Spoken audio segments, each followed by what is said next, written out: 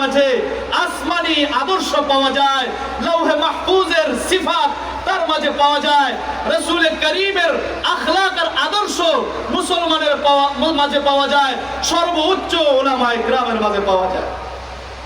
মুহতারাম, আজকে একটা মাত্র সম্পদ তাকওয়া মুসলমানের দিলের মাঝে না থাকার কারণে আজকে দেখা যায় যে মুসলিম রাষ্ট্র তারপরও চুরি ডাকাতি লুটতরাজি এর থেকে কোনোভাবেই বাঁচতে পারে না। বাঁচতে পারতেছে?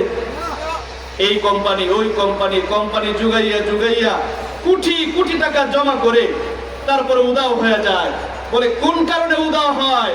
একটাই কারণ, তার দিলের ভিতরে তাকওয়া নাই।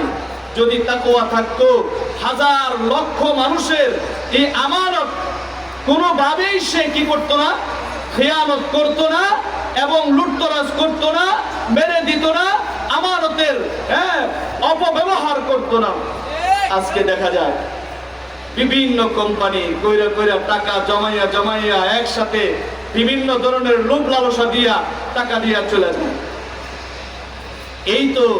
এইভাবেই তো চলছে আমাদের বাংলাদেশের ইতিহাস। তো এটাই, বড় বড় কোম্পানি খুলে 5 টাকা নিয়ে চলে যায়, প্রপার্টি একটা দেয়, দিয়া মানুষের টাকা জমা কইরা সে উধাও চলে যায়।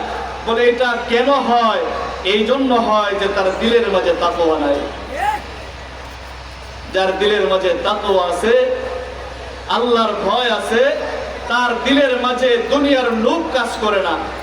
যার দিলের মাঝে আল্লাহর ভয় নাই, তার দিলের মাঝে দুনিয়ার লোভ কাজ করে। লোভ লালসায় সে এত কাতর, এক আনা পয়সাও যদি রাস্তায় পড়া থাকে এইটাও সে তার হাতে তুলে নেয়। কারণ এইটাই তার লোভ, এইটাই তার আশা। সে সারা জিন্দেগীর শিক্ষা এবং তার জিন্দেগীর কামনাই ছিল সে টাকা আর পয়সা কামাবে, বড় লোক হবে, পদধারী হবে। বলে এই সব তার লোভ লালসার বহির প্রকাশ। আর যারা কোরআনের দৌলত, কোরআনের শিক্ষা পায়, তাকওয়ার শিক্ষা পায়, তারা দুনিয়ার প্রতি লোভ করে না, পদের প্রতি লোভ করে না। একটাই তাদের লোভ, যেন কোনো মানুষ দুনিয়া থেকে বেঈমান হয়ে মারা না যায়, কোনো মানুষ যেন দুনিয়া থেকে জাহান্নামী হয়ে কবরস্থ না হয়। একটাই তাদের ফিকির।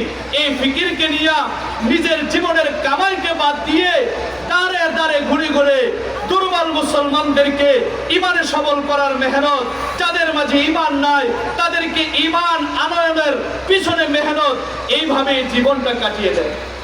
মুহতারাম হাজিরিন, তো বলছিলাম আল্লাহ তাআলা আমাদেরকে বলেছেন, হে ঈমানদারগণ, আলহামদুলিল্লাহ আমাদের সরতাজ হযরতুল আল্লামা মুফতি